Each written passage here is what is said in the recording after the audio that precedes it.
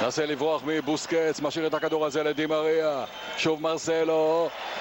דימריה לפני אלווס. רונלדו! לרשת! איזו נגיחה אדירה! קריסטיאנו רונלדו! 1-0 ריאל מדריד. אנחנו בדקה ה-103, הדקה 13 של הערכה, כאן במסטאיה בוולנסיה. התרוממות אדירה של קריסטיאנו רונלדו שמכניע את פינטו המסכן.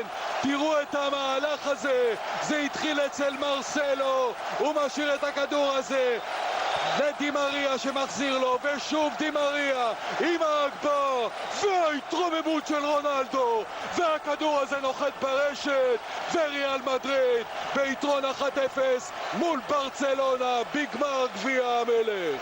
אז דיברנו על המצ'אפ של רונלדו מול אדריאנו, גם במשחק הראש יש לו יתרון עצום.